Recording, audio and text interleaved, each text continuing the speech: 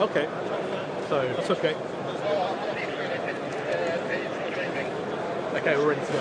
Okay, you ready?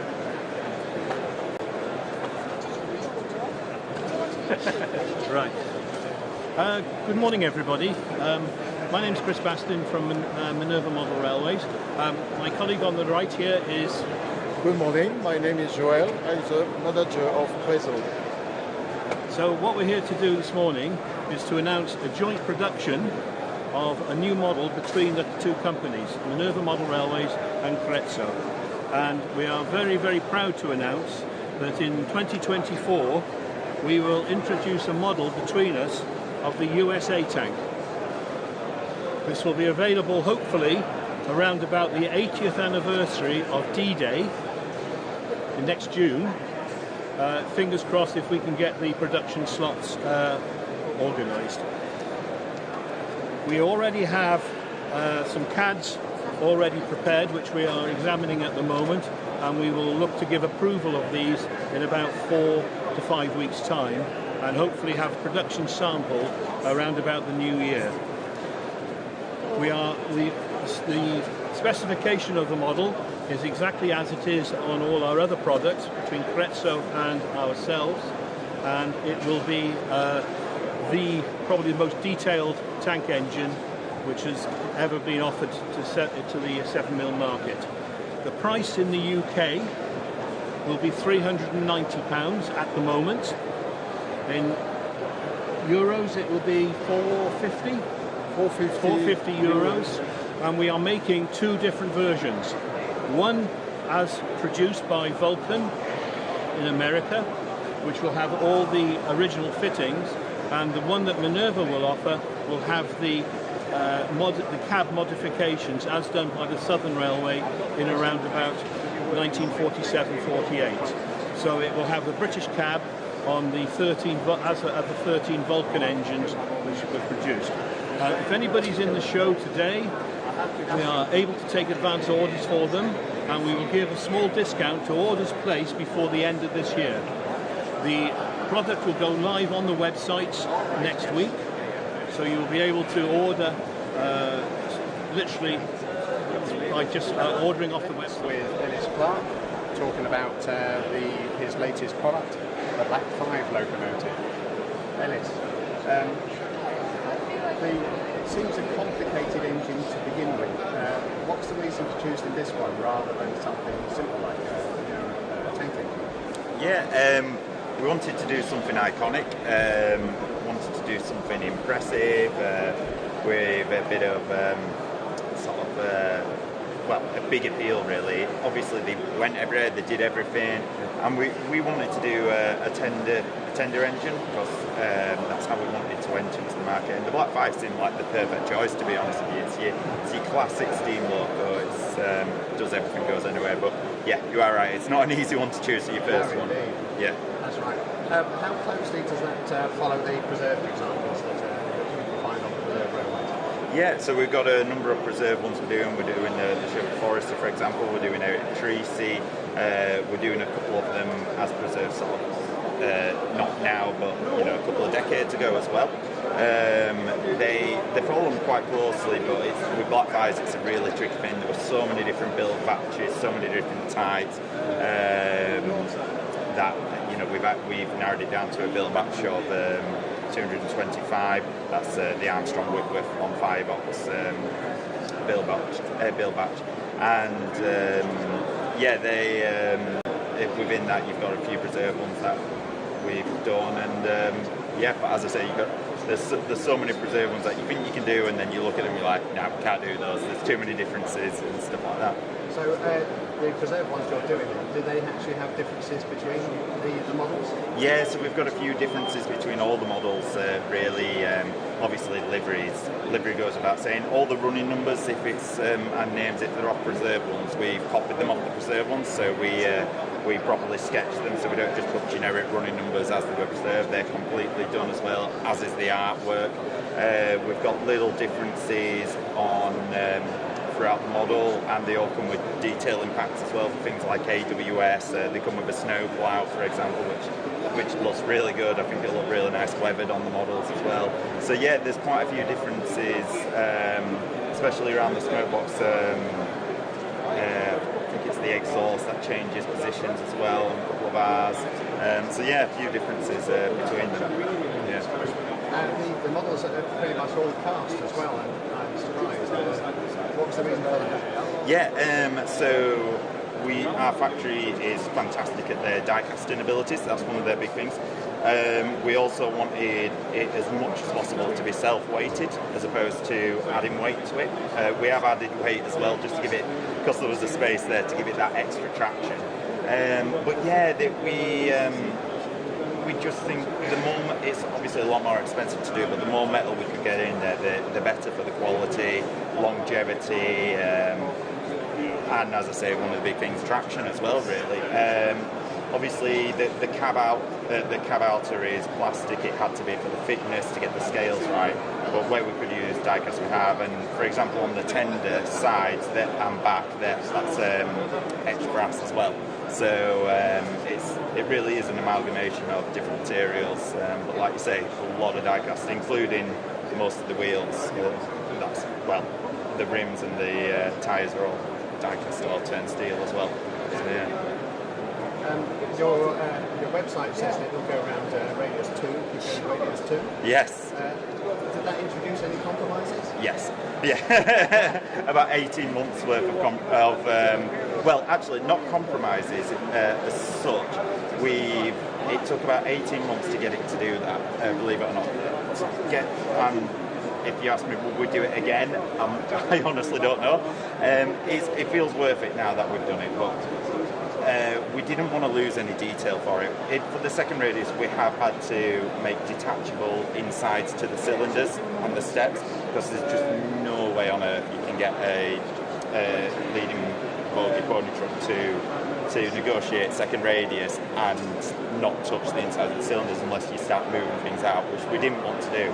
So what we've done, my designer Nikki, she's come up with a really good way where the parts of the cylinders on the inside unplug and pull out, and you can put them back in as well for 6 foot and 5 foot radiuses and larger. So that's what we sort of had to do to get it around second radius curves. It was a challenge. It was a big challenge, and especially as the motors on the back driving axle as well. So that doesn't really have much play. So it was all about getting the right amount of play in the front too. But then if you have too much slop, it starts fighting against itself and you lose power. So it was a lot of to and fro. But we got there. So next time, 6 foot radius. Yeah, probably. Yeah, that'd be the easy. As you said, we don't like doing it easy. So yeah. Yeah, it's very complicated. Yeah. Any other things you'd like to tell us about the locomotive and the model? Yeah, I suppose when we set about doing this, we wanted to do something completely different. Like you said about the amount of die cast in it, and the amalgamation of different materials, the detail level that we've gone for is just next level. You know, there is everything you can want on it, and we wanted this to be the pride of many people's collection, many people's layout sort of thing. They hand themselves beautifully to weathering as well. There's so many different parts you can highlight on these models. And as well, you get things like in the detail part, the snow plough, which is just, you don't really see them on steam locos, but the Blackfire's had them a lot.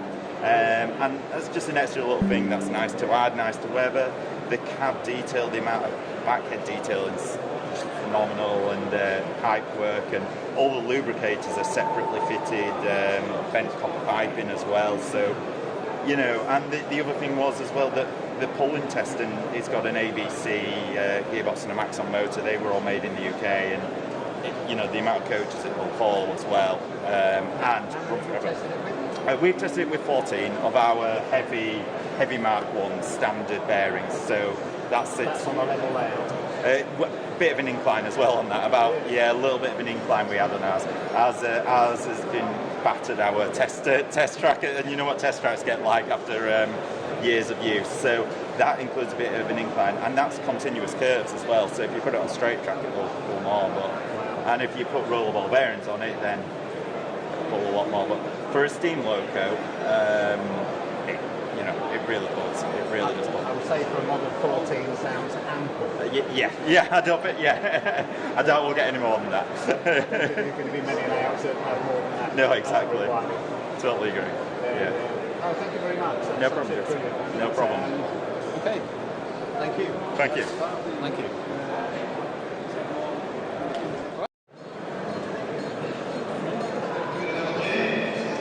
It's just that one joint there.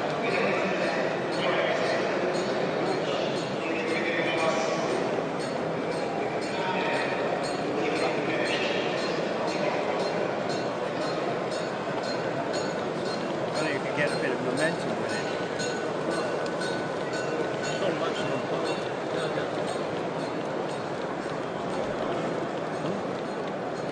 Sounds like it's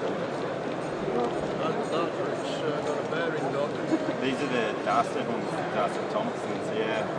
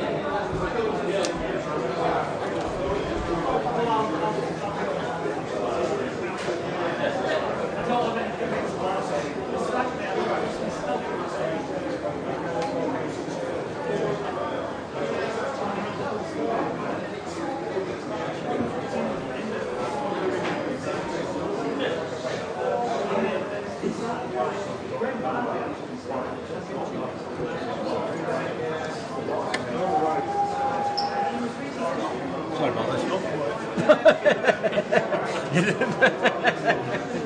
Didn't see that. Didn't see that, no.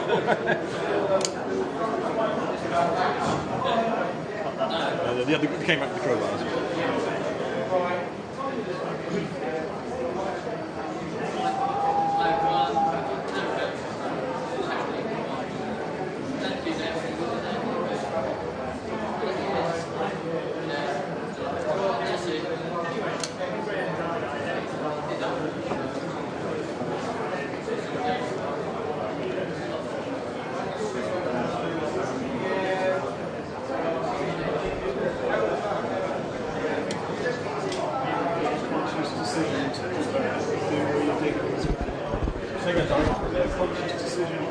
What? It used to be three league company. Do that. So now even if you do it is,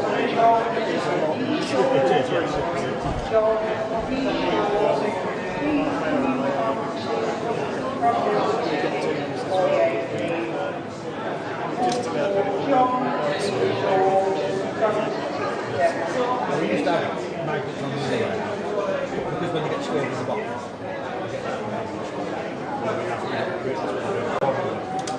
It all started with the colliery, didn't it? they did start with the collar, that's it. Because we had to take wagons on and off.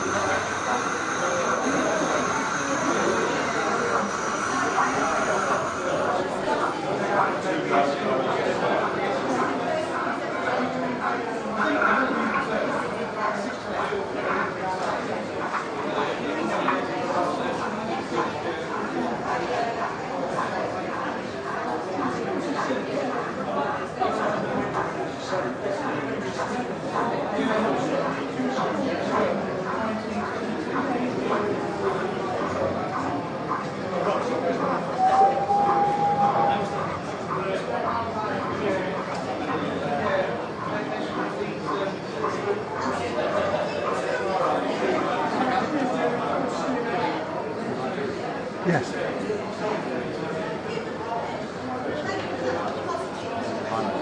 Yeah.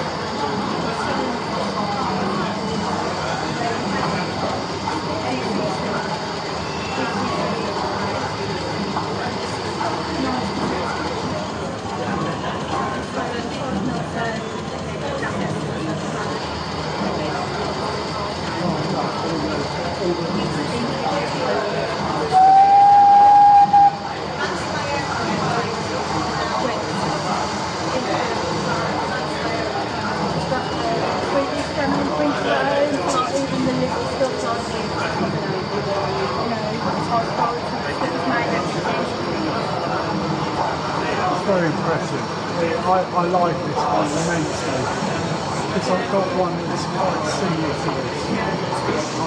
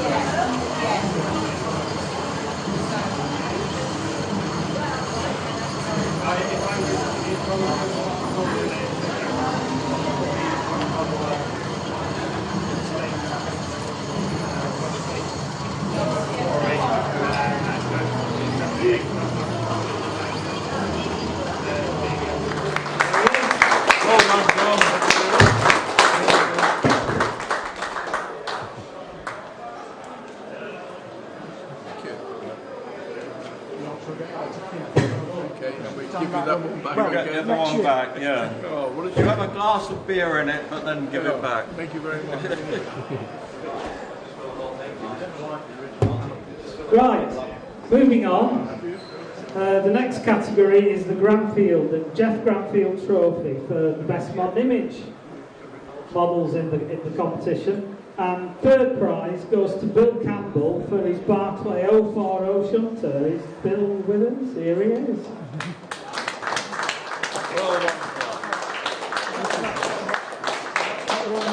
Wrong part. You don't actually get a trophy for this. Oh, right, that's okay. Sorry. I'm afraid. Oh, well, Do the picture anyway. empty-handed. I should have mentioned, of course, that certificates for second and third place will be mailed on later when they've been printed. If that's okay? Can you come back for a picture? Oh, sorry. What's Oh. the picture? Oh, sorry. Him. Right, and as these things go, the runner-up in category D for modern image was again Bill Campbell for his other model, Ruston and Hornsby. This is getting to be a habit.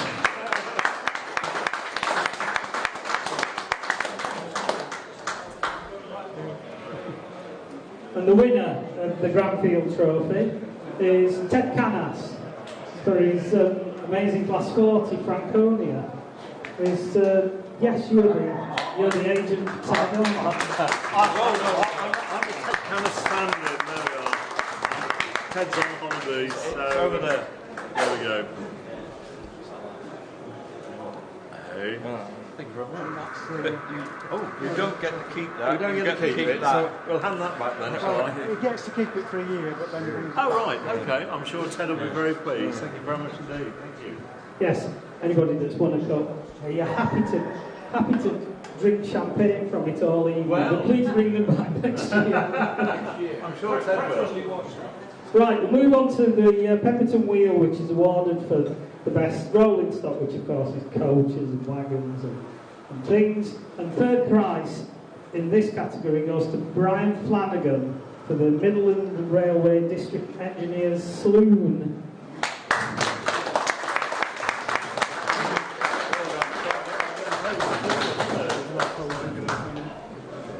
Now, before you run off, you also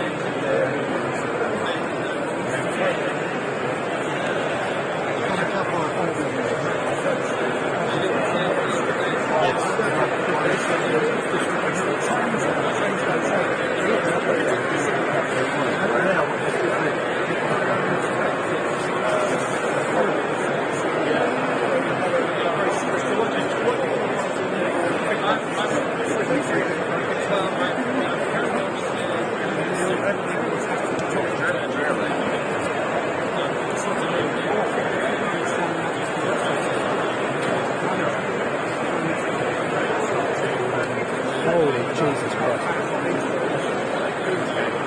Yeah, it works as they build this. It's basically being 2 or 3. From like blank it's pretty amazing.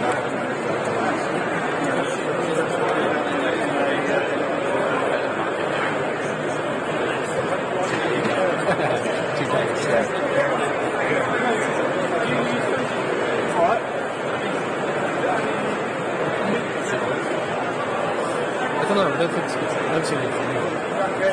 There's one thing like that, so.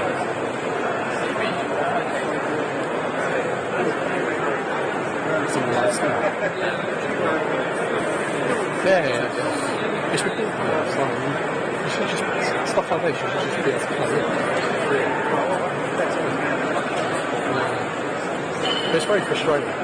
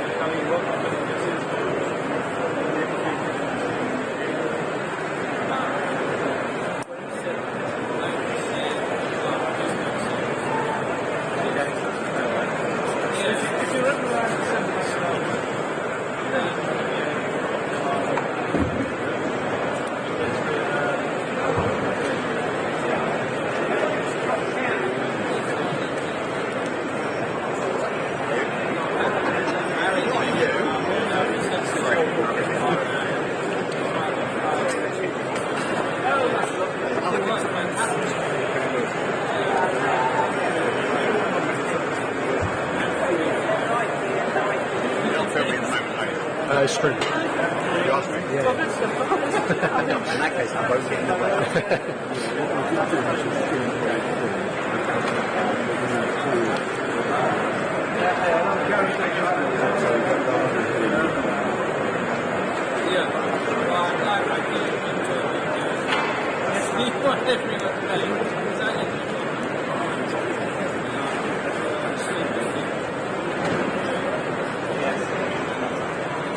Oh, that's what he was painting, wasn't it? That's amazing. Brilliant. That's amazing. Yeah.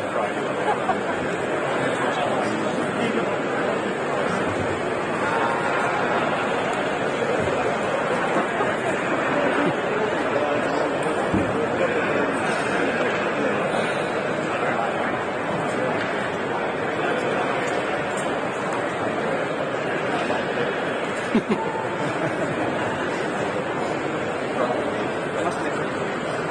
we were setting up on Friday,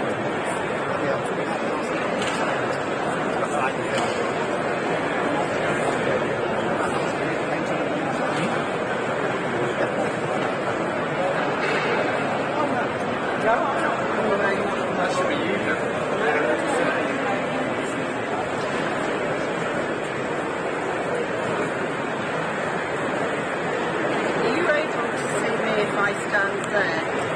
Because I just want to say something about how it came about in the beginning. Sure. Try again. It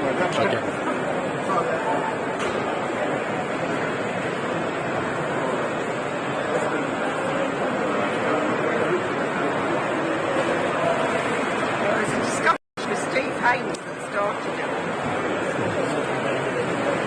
I can't because I get sticky fingers. No, just twist your hand in so that you can just sit a little bit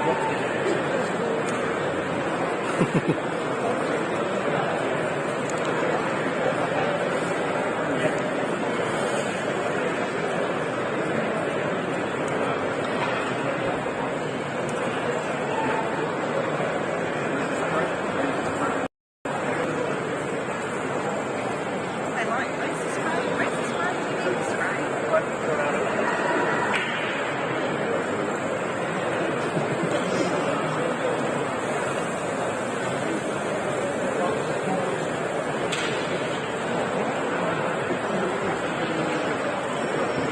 James, you're going to do the interviews and stuff, aren't you?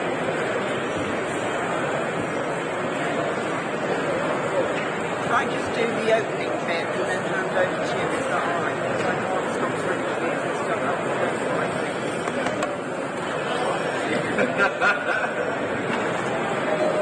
How to be level 3.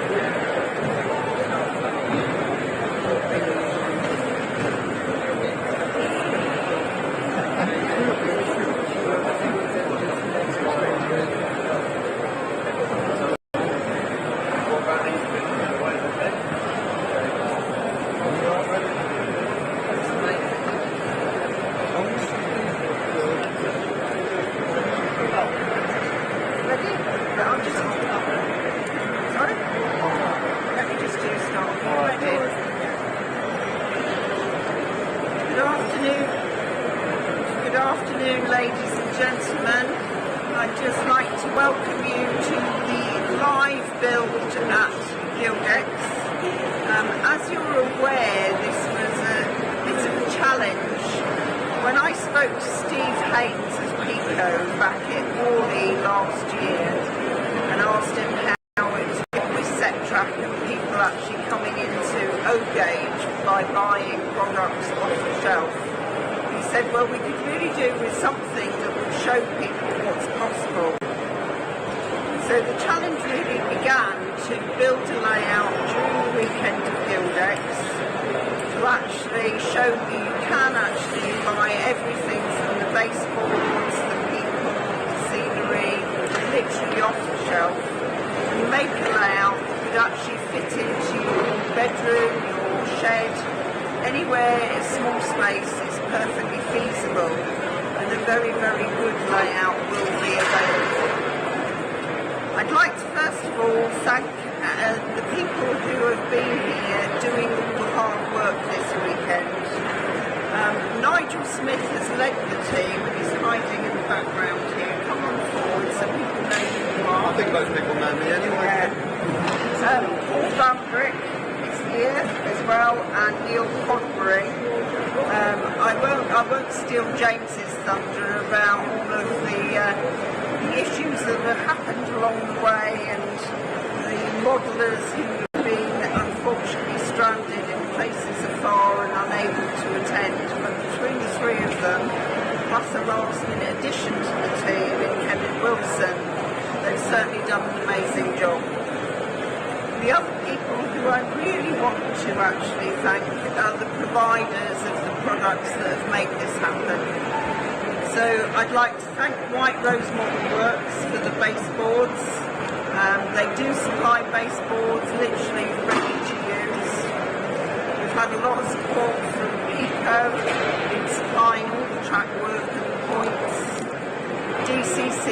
sets provided, the point motors and the lever frame. I moved to Elcut Creative, who supplied the buildings, which come in kit form, but also can be purchased pre-built. So you can literally buy everything that we've got here off the shelf.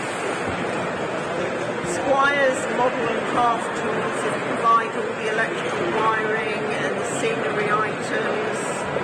We've had Omen modelling paint supply the paint. Skytrex have supplied line-side items which are yet to be added, and Northumbria Painting Services have provided some figures which will go on as well.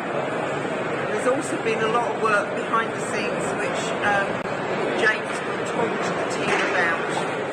I'd just like to set the background, say thank you very, very much to all of the traders who've helped us. Thank you very, very much to the team, because we couldn't have done it without you. I think we've proved that you can build a layout in a weekend, and you will see this layout running in Kettering and all of our 2024 shows. So come and watch it working, and it is true testament to you can build O-gauge in a small space and buy everything off the shelf. It has been named. We had literally put a name in the box, and Weekend Yard was chosen. It's been pulled out at random. An excellent name, very appropriate. And I'd like to hand over to Paul to actually put the plaque in place so that we've got the totem, supplied by totem signs as well. So that's very kind. Thank you.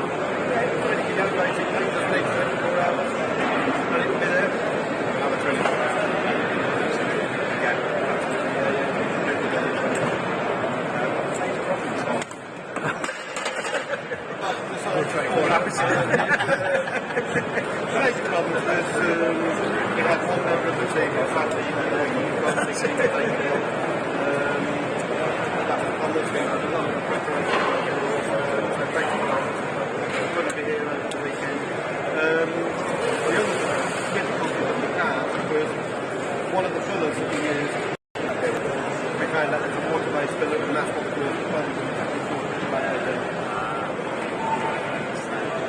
Can you show us which parts of the layout appeared in the past? Yeah, I mean basically the buildings are provided by Guildex. The large warehouse that was pre-built and painted by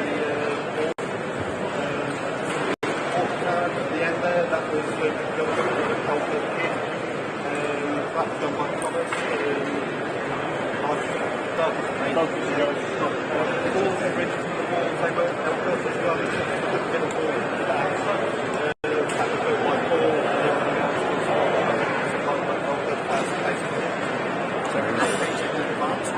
No, they've been repainted over the weekend. They repainted the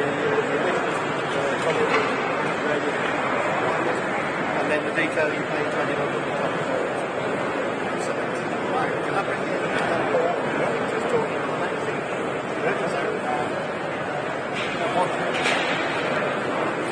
How did you begin?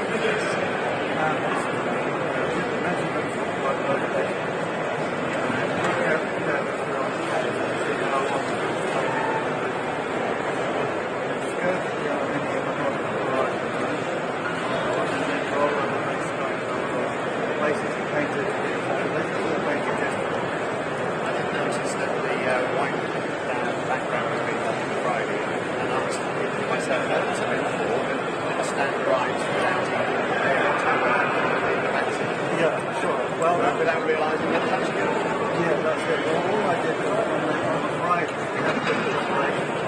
Basically, dry surface and then on top of it. We basically got a colour going on permanently on the right. So you're not trying to see the work through there.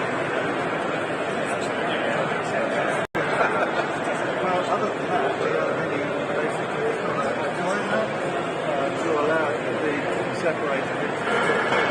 So you can see that the way that it comes, it's really fine job.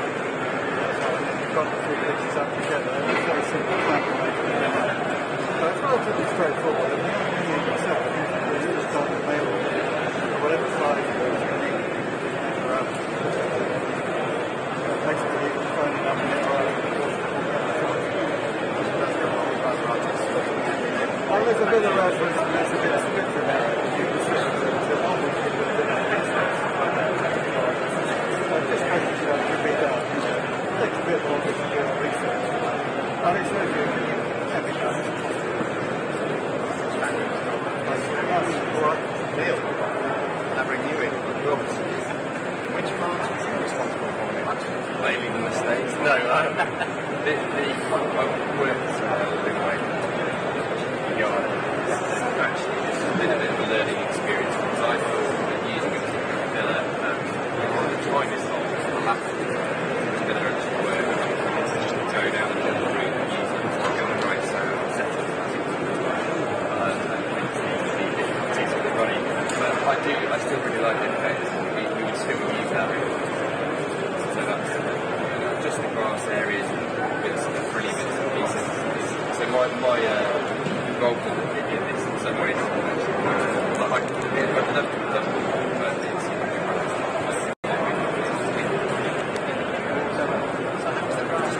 it's all static, it's very static grass, layering, short layers to begin with, and then with longer layers when you said it, we have time like long grass and it and this is the basis of it.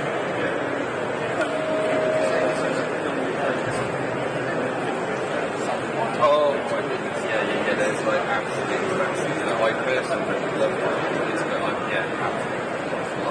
absolutely. Any things that went particularly well? Yeah, I think the way that it looks at level and everything, I really like it. I think it's quite convincing. I think the practice is not well. It gives it a sense of big place. I think I like the fact that it's a big real place. For me, that's quite cool. So I like creating time working in the way. This is creating time in the way.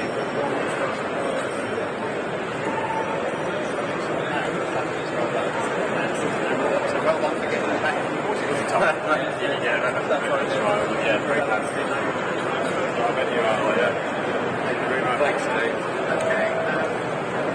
Well, I think that covers an awful lot of the layout. I hope that's a good introduction to what's happened over the weekend. All credit to the team. I think they've done a fantastic job. Thank you.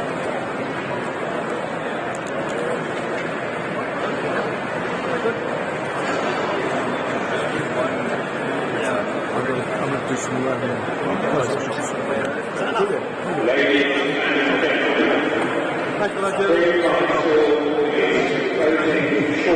Thanks for a nice time. Thank you very much.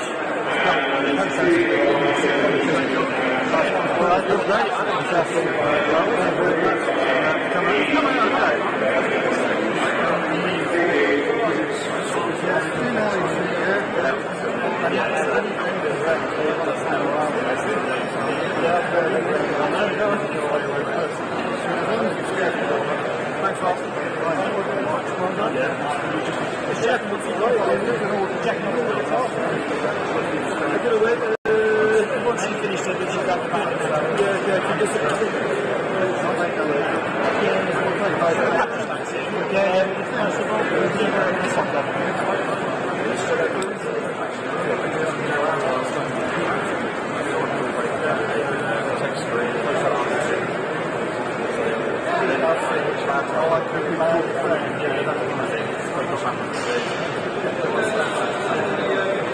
No, I'm really glad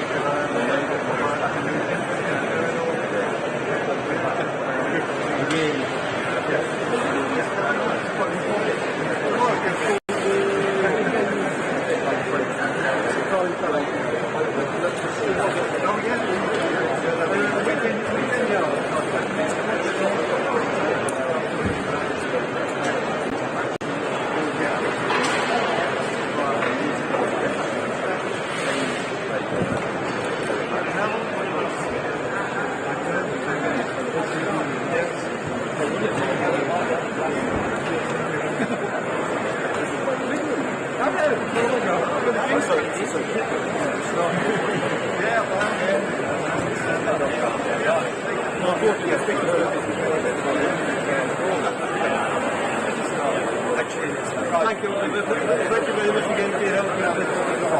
Yeah, pretty well. The model competition, the layout competition. Layout competition, yes. What are we doing about that? It's half free. It's at 4 o'clock, isn't it? Are we supposed to do something for it? I don't know. I would assume we're live streaming it, so you'd be recording it. Okay, is this the best layout, is it? Yeah, I think the show. Yeah. Maybe James that's the best person to talk about that. What number do you want to play down? Can you just do some close-ups once again? Yeah.